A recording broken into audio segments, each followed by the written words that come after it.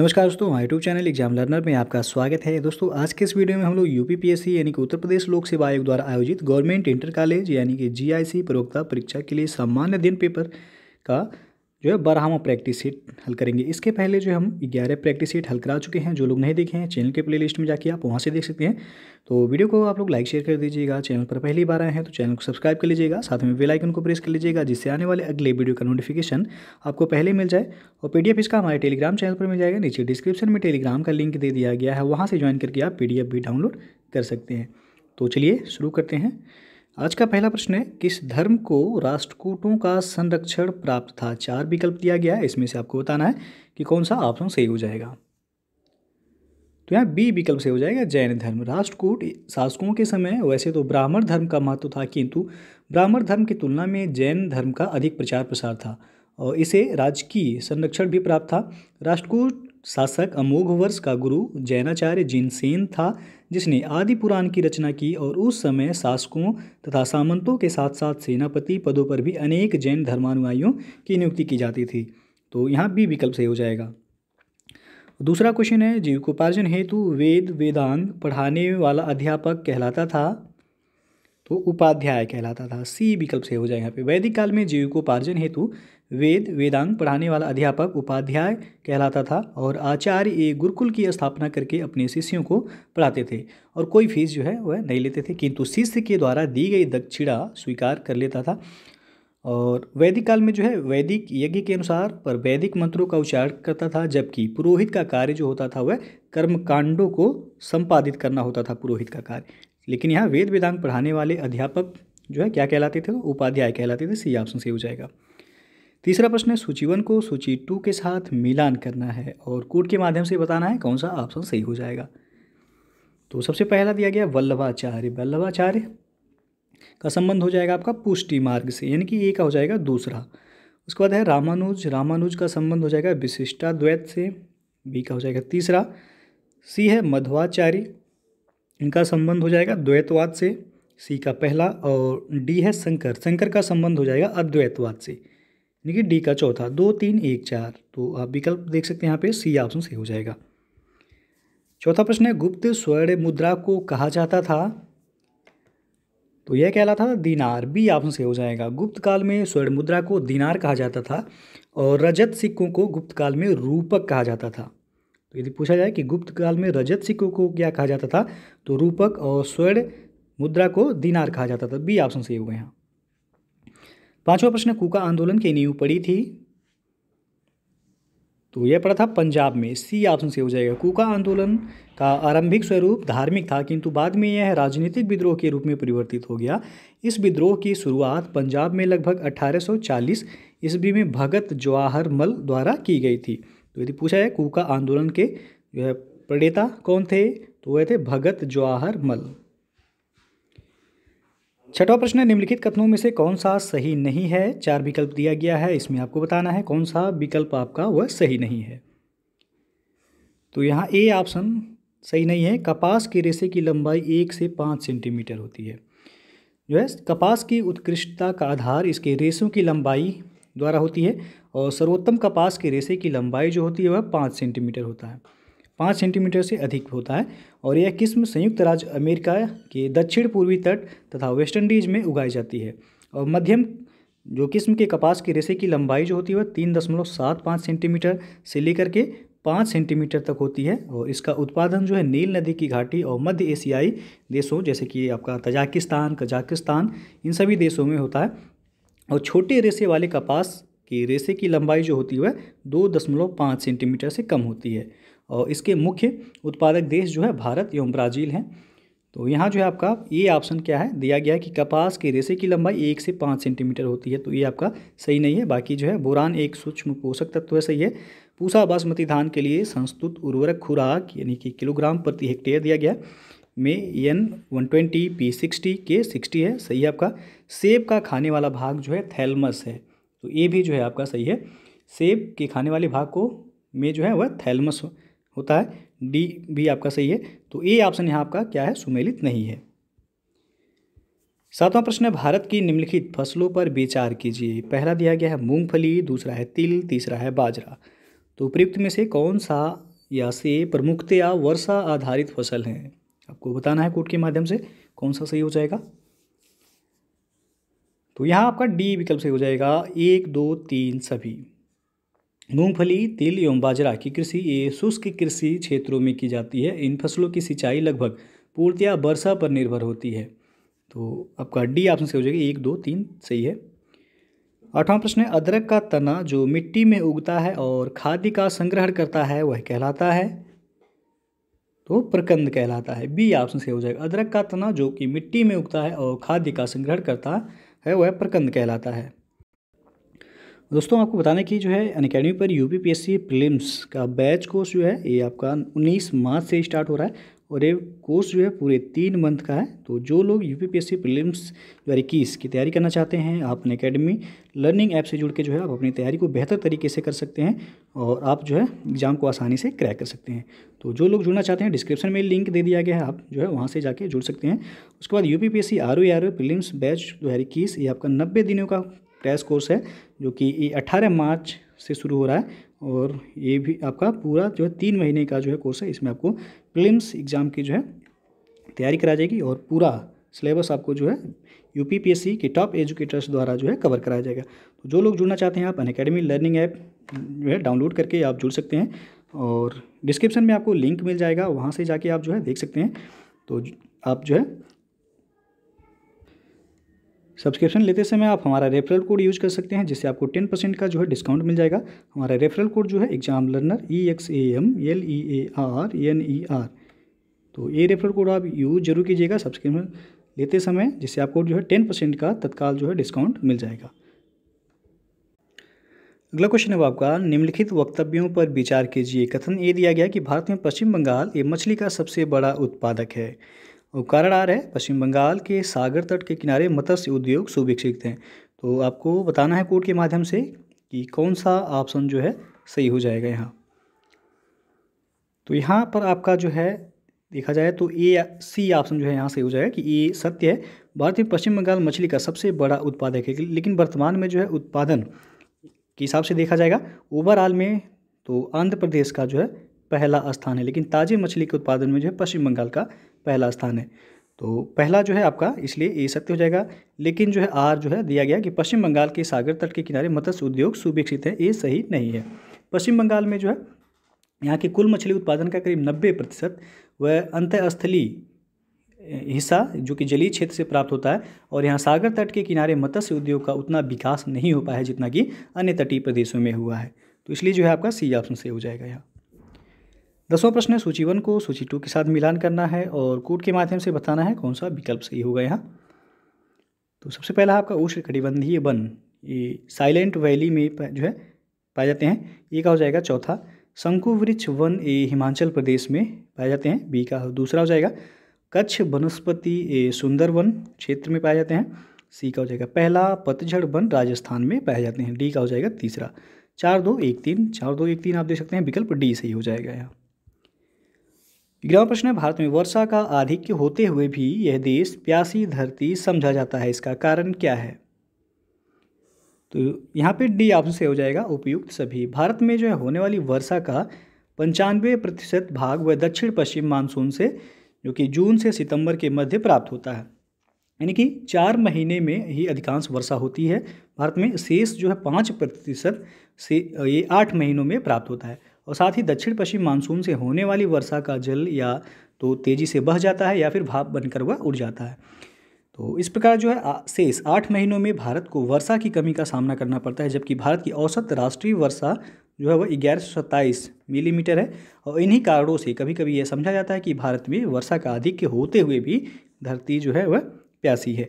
तो इसलिए जो है आपका डी विकल्प यहाँ सही हो जाएगा। और 12वां प्रश्न है, निम्नलिखित कथनों पर विचार कीजिए। पहला दिया गया है पृथ्वी ग्रह पर उपयोग के लिए उपलब्ध है यानी कि मीठा पानी कुल प्राप्त जल की मात्रा के लगभग 1% से भी कम है। और दूसरा है पृथ्वी ग्रह पर पाए जाने वाले कुल जो है अलवर जल यानी कि मीठा पानी का 95% ये ध्रुवीय बर्फ छत्रक एवं हिमनदों में आबद्ध हैं। तो उपयुक्त कथनों में से कौन सा सही है ये बताना है। तो यहाँ पे आपका ए विकल्प सही हो जाएगा, केवल पहला जो है वह सही है।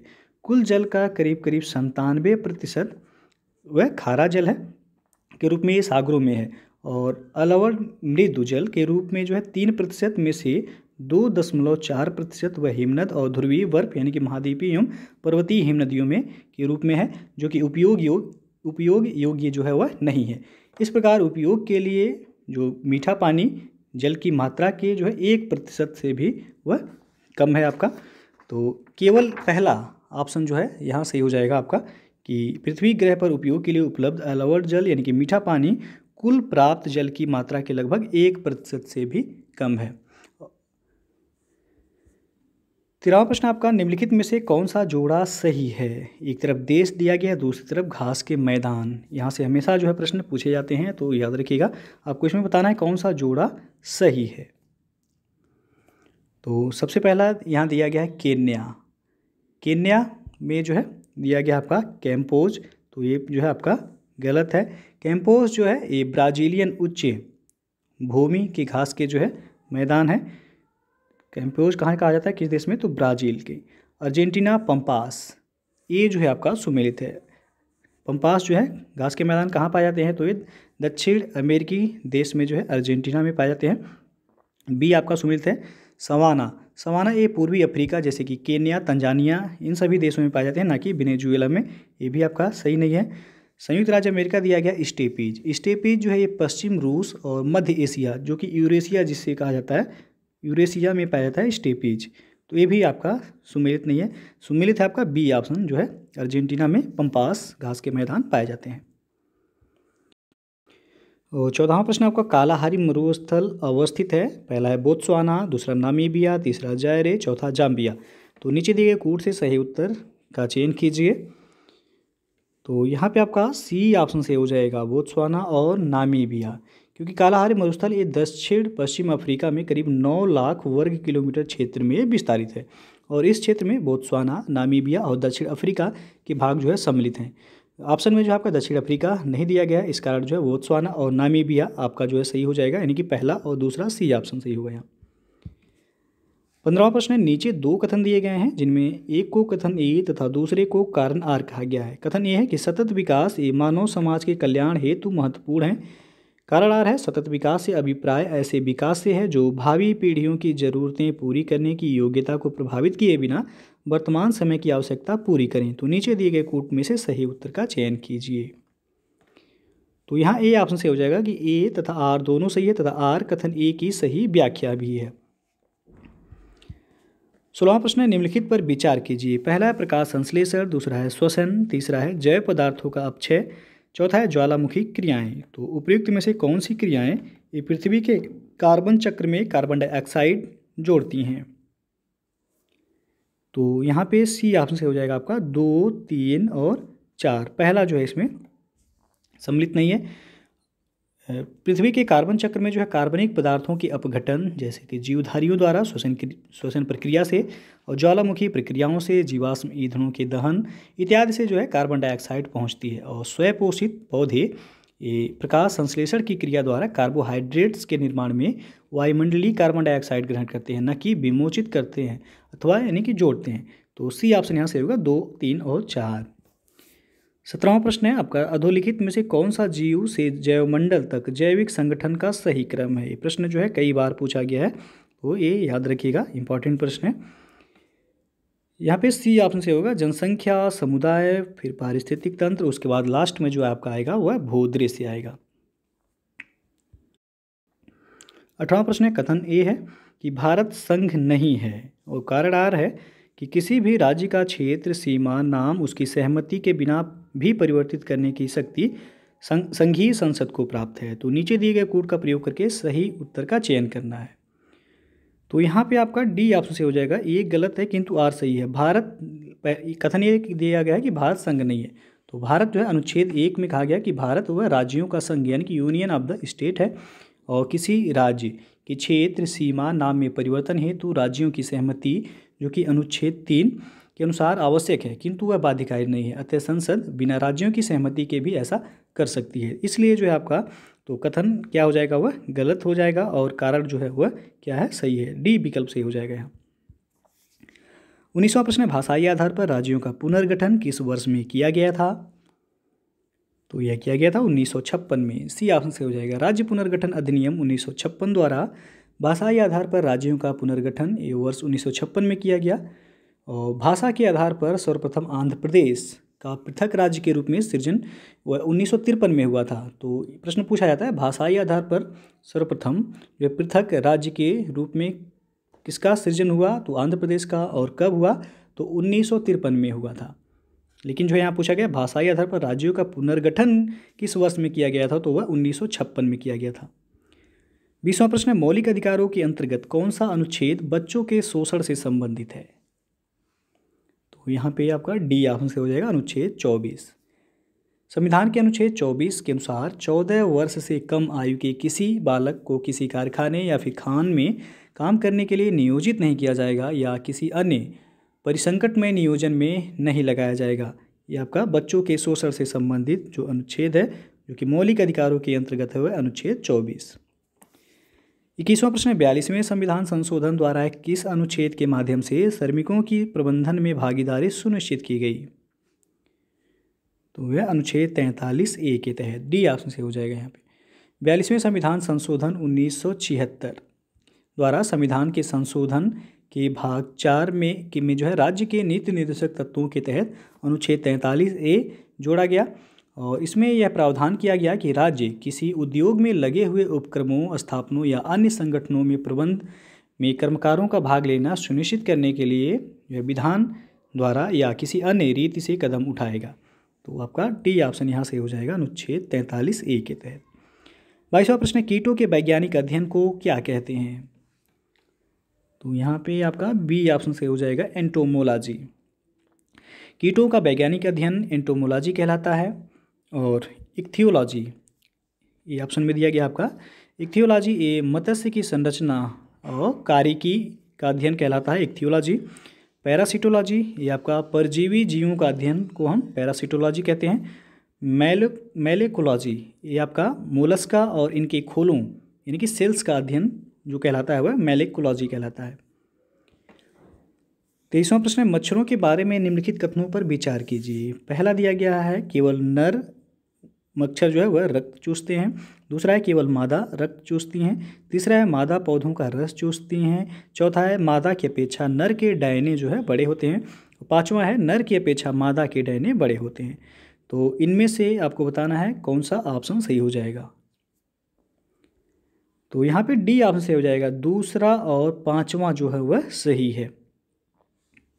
केवल मादा मच्छर ही जो है वह गर्म रुधिर वाले कशेरुकियों यानी कि पक्षियों एवं स्तनियों का रुधिर जो है वह चूसती हैं और बाह्य परजीवी के रूप में होती हैं।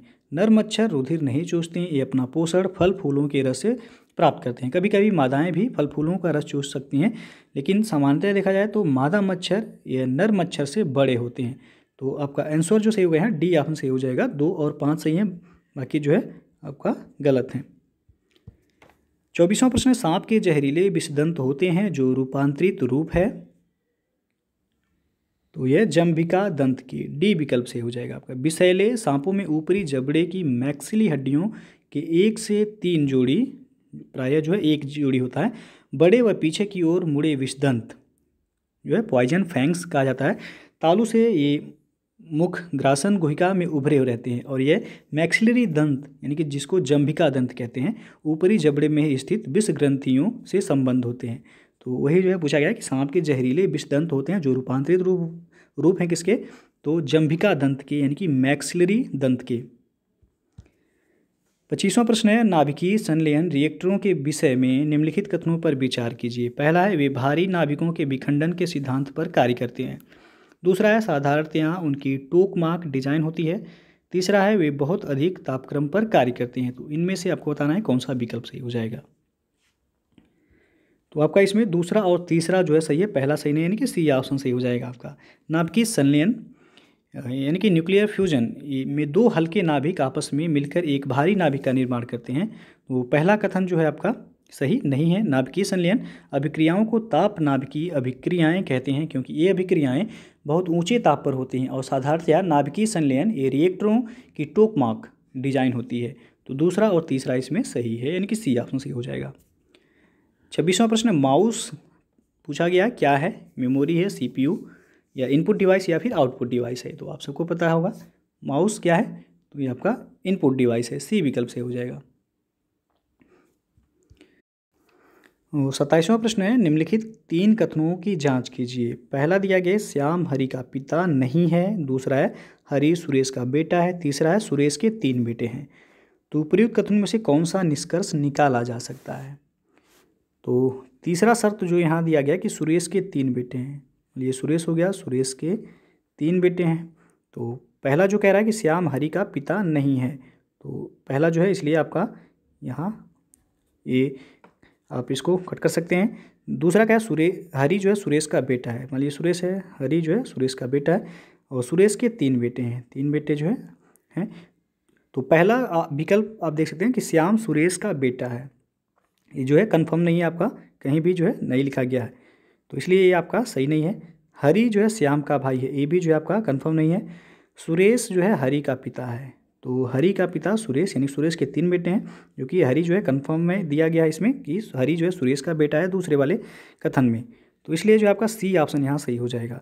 और डी है कि दिया गया श्याम के बच्चे नहीं हैं, जबकि ऑलरेडी दिया गया कि श्याम के जो है श्याम हरि का पिता नहीं है, ये भी जो है कंफर्म नहीं है आपका, तो सी ऑप्शन यहाँ सही हो जाएगा। 28वां प्रश्न है, 4 सड़कें हैं, मैं दक्षिण दिशा से आया हूँ और मंदिर जाना चाहता हूँ। दाहिनी ओर की सड़क मुझे कॉफ़ी हाउस से दूर ले जाती है, जबकि सीधी सड़क एक कॉलेज की ओर ले जाती है। तो मंदिर किस दिशा में है पूछा गया है। तो ये मान लीजिए आपका डायरेक्शन हो गया, ऊपर जो है नॉर्थ होता है, नीचे साउथ, ये आपका ईस्ट हो जाएगा और ये हो जाएगा आपका वेस्ट हो जाएगा। तो 4 सड़कें हो गई मान लीजिए चारों दिशाओं की से।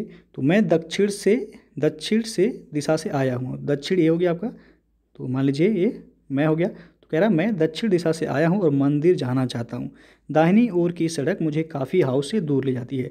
तो दाहिनी ओर की सड़क, इसका जो है दाहिना जो पड़ेगा तो इधर पड़ेगा, तो कह रहा है दाहिनी तरफ की सड़क जो है, दाहिनी ओर की सड़क मुझे कॉफ़ी हाउस से दूर ले जाती है, यानी कि इधर वाली सड़क कॉफ़ी हाउस, यानी कि कॉफ़ी हाउस आपका यहाँ होगा, कॉफ़ी हाउस से दूर ले जाती है, तो कॉफ़ी हाउस ये हो गया। और कह रहा है जबकि सीधी सड़क एक कॉलेज की ओर, यानी कि सीधी सड़क ये हो गया, तो कॉलेज यहाँ हो जाएगा आपका, सीधी सड़क एक कॉलेज की ओर ले जाती है। तो मंदिर किस दिशा में होगा, तो जो नॉर्थ यानी कि उत्तर में कॉलेज हो गया, पश्चिम में कॉफ़ी हाउस हो गया, तो मंदिर किस दिशा में होगा आपका, जो है आपका ईस्ट यानी कि पूर्व दिशा में होगा। तो वही पूछा गया आपसे कि मंदिर किस दिशा में है, तो पूर्व दिशा में, यानी कि बी ऑप्शन यहाँ सही हो जाएगा। 29वां प्रश्न है, यदि 4800 का 16.5% बराबर x का 3/4 है तो x का मान आपको बताना है यहाँ। तो ये मान लीजिए हो गया 4800 गुणे का मतलब होता है गुणा 16.5%, निकालने के लिए आप 100 से भाग कर देंगे, बराबर कह रहा है x का 3/4 बराबर x इंटू 3/4 हो गया है। तो ये 2 शून्य से 2 शून्य कट गया आपका, तो बचा 48 गुणे 16.5 बराबर ये x में 3 का गुणा हो जाएगा 3x बटा जो है 4 हो जाएगा ये। उसके बाद अभी x बराबर जब निकालेंगे आप तो x बराबर हो जाएगा 16.5 गुणे 16 और गुणे 4 हो जाएगा। तो 16.5 का गुणा आप 16 में करेंगे तो हो जाएगा 264, कितना हो जाएगा 264, और गुणे 4 आपका बचा हुआ है, तो 264 गुणे 4 बराबर हो जाएगा 4 चौको 16 और 4 छक 24, 1 25 को 5 हासिल लगा 2, 4 दूना 8, 2 10, 1056। आंसर जो हो जाएगा आपका x का मान निकल के आएगा कितना 1056, यानी कि बी ऑप्शन सही हो जाएगा यहाँ। 30वां प्रश्न है, दिए गए प्रदत्तों का बहुलक आपको निकालना है। तो यहाँ जो है दी गई संख्याओं का बहुलक जो है आप देख सकते हैं 7 जो है 1 2 3 4 है, क्योंकि संख्या जो 7 जो है सबसे अधिक बार आता है वही जो है आपका बहुलक हो जाता है। तो आंसर जो होगा आपका सी ऑप्शन से हो जाएगा यहाँ पे 7। 31वां प्रश्न है, निम्नलिखित युग्मों में से कौन सा सही सुमेलित नहीं है।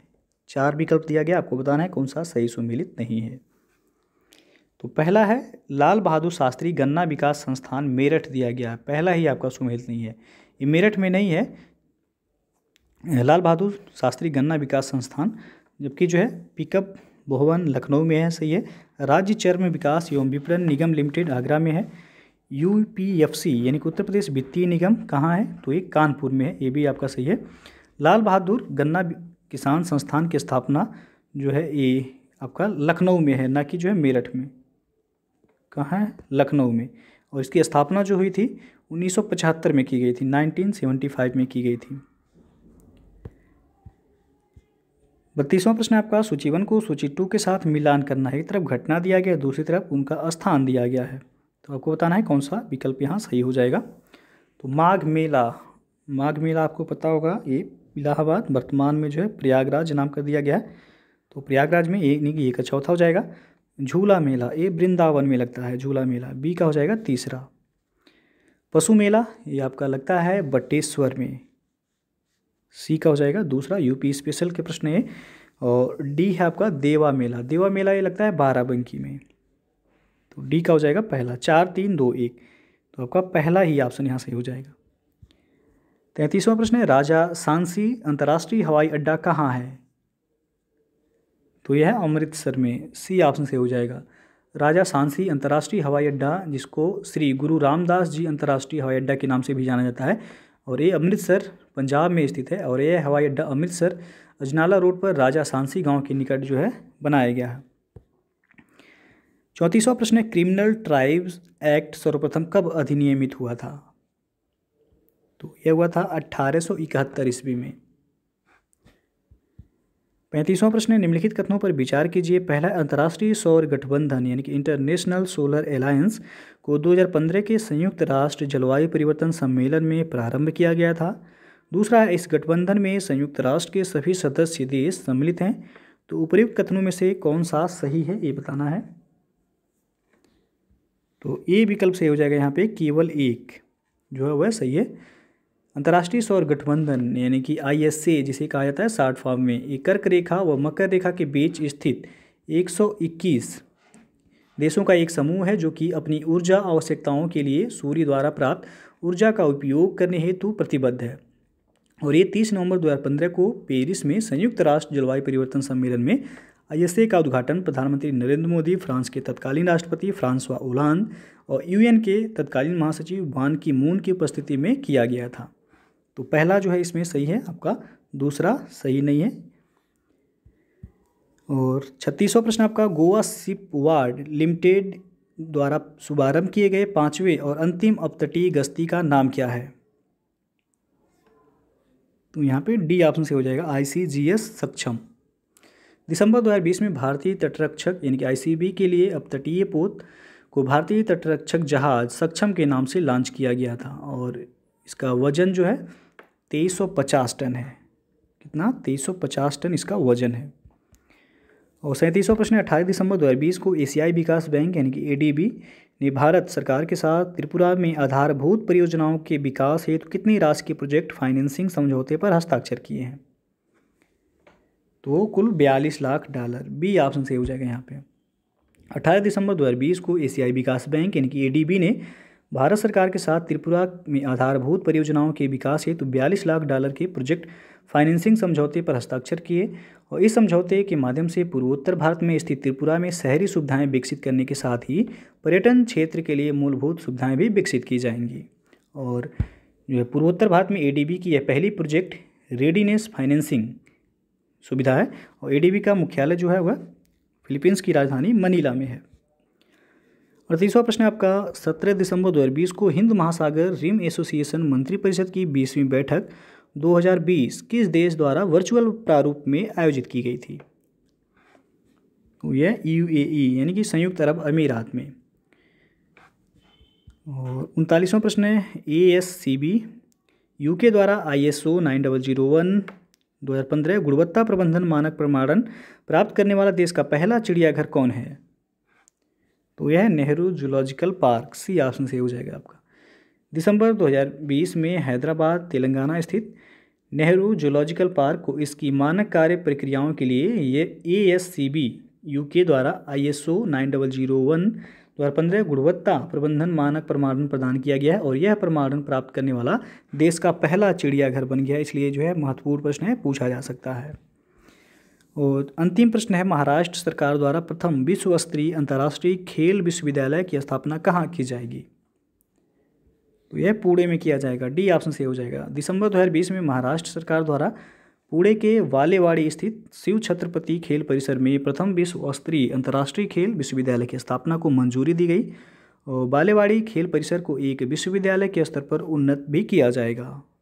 तो जगह का नाम याद रखिएगा, पुणे में इसकी स्थापना की जाएगी।